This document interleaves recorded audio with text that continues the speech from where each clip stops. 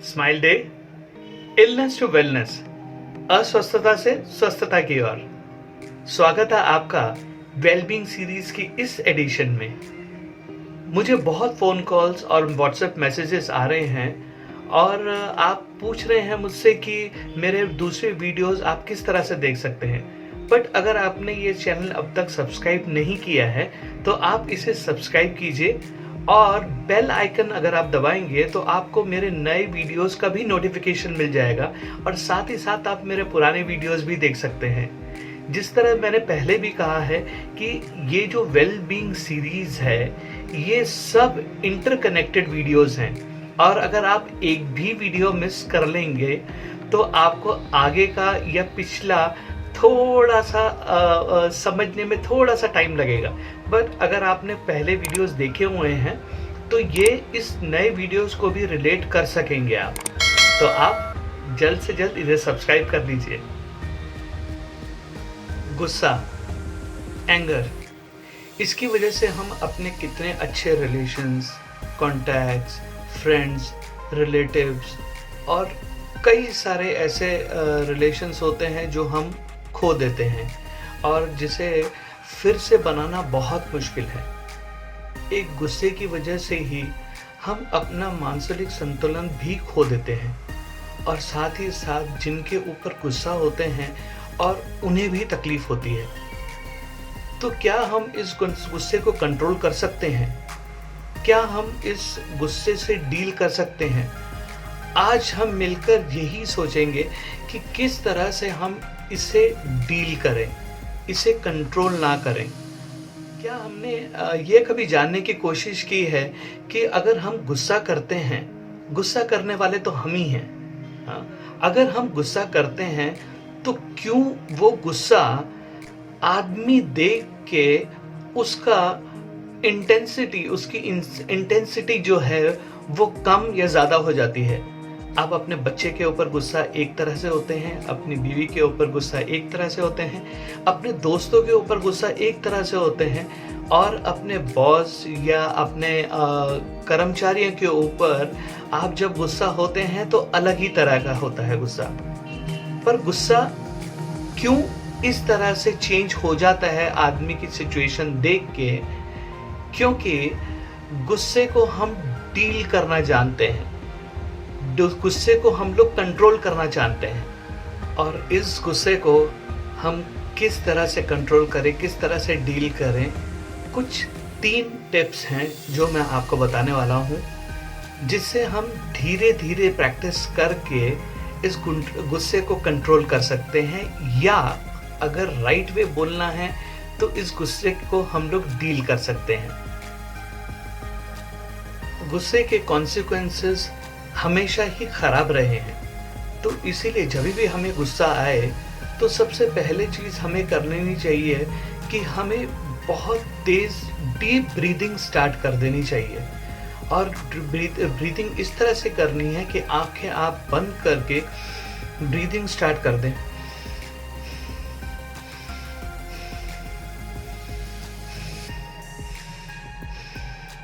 और आप देखेंगे कि सिर्फ 2 से 3 मिनट में आपका गुस्सा अगर बहुत ज़्यादा बढ़ चुका है तो वो कम हो जाएगा।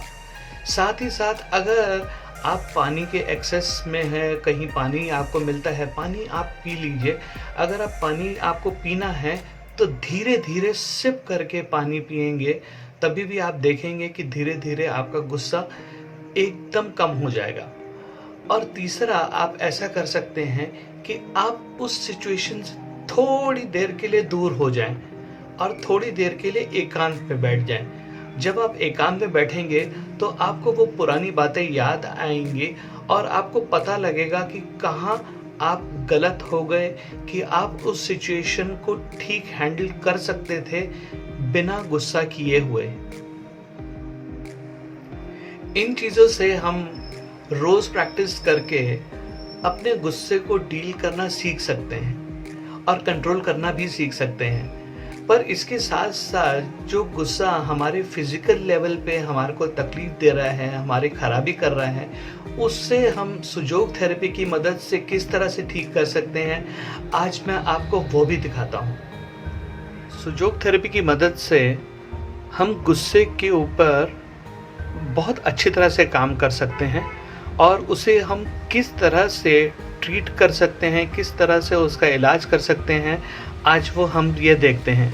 उसके लिए हमें 2 किस्म के मार्कर या स्केच पेन चाहिए, एक तो ब्राउन कलर का और दूसरा ब्लैक कलर का, साथ ही साथ कुछ मूंग के दाने और एक पेपर सर्जिकल टेप।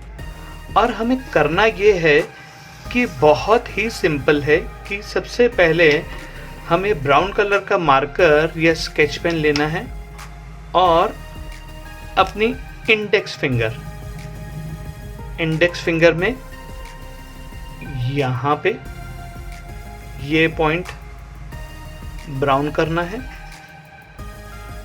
और ये पॉइंट ब्राउन करना है। ये नॉर्मल जो गुस्सा होता है वो उसके लिए है। इस तरह से आपको कलर कर देना है। ये आप किसी भी फिंगर में कर सकते हैं। ये मैं दिखा रहा हूं अभी मेरे राइट फिंगर में, इस तरह से यहाँ पे ये पॉइंट्स अगर आपने ब्राउन करके रख दिया इसे, और डेली करना है आपको, ये कम से कम 1 से 1.5 महीने तक रोज करना है। और आप धीरे देखेंगे कि धीरे धीरे गुस्सा किस तरह से कम हो रहा है। और दूसरा गुस्सा होता है कि शॉर्ट टेम्पर्ड एकदम गुस्सा, बहुत जल्दी किसी को भी गुस्सा आता है, तो आप क्या कीजिएगा कि अपने मिडिल फिंगर जो है, लेफ्ट हैंड साइड की मिडिल फिंगर या राइट हैंड साइड की मिडिल फिंगर पे ये पॉइंट आप ये देखिए, हमारे को फिंगर को 3 भाग में डिवाइड कर देना है, 1, 2 और 3। और हमें यहाँ पे ब्लैक कलर से मार्क कर देना है इसे। ये देखिए, इस तरह से ब्लैक कलर से मार्क कर देना है। ये हो गया जब बहुत ही आदमी शॉर्ट टेम्पर्ड, बहुत जल्दी गुस्सा आता है। दूसरा होता है कि 20 साल से ऊपर जो होते हैं, जिन्हें बहुत जल्दी गुस्सा आता है, तो उन्हें इस पॉइंट को करना है। ये जो आप जॉइंट देख रहे हैं, इससे थोड़ा सा नीचे यहाँ यह पॉइंट आप ब्लैक कर दीजिए। ये आप किसी भी हाथ में कर सकते हैं, किसी भी उंगली में कर सकते हैं। ये मैंने दिखाया आपको मेरे लेफ्ट हैंड में, ये है मेरे राइट हैंड में, यहाँ ये मार्क कर दिया ब्लैक। और तीसरा होता है कि बुजुर्ग या बड़े लोग जिनको बहुत गुस्सा आता है, तो वही आप अपने लेफ्ट हैंड में मिडिल फिंगर में ये जो जॉइंट है, इस जॉइंट से थोड़ा सा ऊपर यहाँ ब्लैक कर दीजिए, इसे ब्लैक कर दीजिए। आप इस फिंगर में भी कर सकते हैं, ये जॉइंट के बिल्कुल थोड़ा सा ऊपर ब्लैक कर दिया इसे। अब हमें करना ये है कि दिन भर तो ये लगे रहें कलर्स, दिन भर आप ये कलर लगे रहें। रात के समय आप क्या कर सकते हैं कि इस तरह मूंग के दाने लेके, ये देखिए मूंग के दाने इस तरह पेपर टेप में लगा दिया जाए। इम्पॉर्टेंट ये है कि जो वाइट कलर जो दिखता है मूंग सीड में, तो वो आपकी स्किन को टच होना चाहिए। आप ये इन पॉइंट्स पे इस तरह से लगा के आप सो जाइए।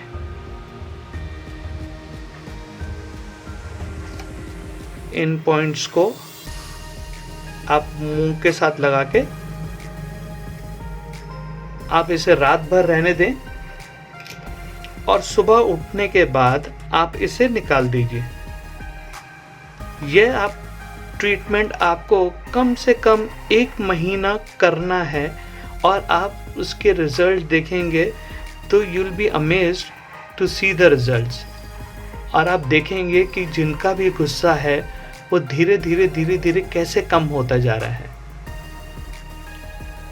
गुस्सा बहुत ही हानिकारक चीज़ है और इस हानिकारक चीज़ को हम अपनी ज़िंदगी से धीरे प्रैक्टिस करके पूरी तरह निकाल सकते हैं और अपना रिलेशन बहुत अच्छा बना सकते हैं। तो आइए हम भी अपना रिलेशन आगे बढ़ाते हुए इस चैनल को आप भी लाइक, सब्सक्राइब और अपने फैमिली और फ्रेंड्स के साथ शेयर कीजिए। और साथ ही साथ सबसे इम्पोर्टेंट बात, कीप स्माइलिंग।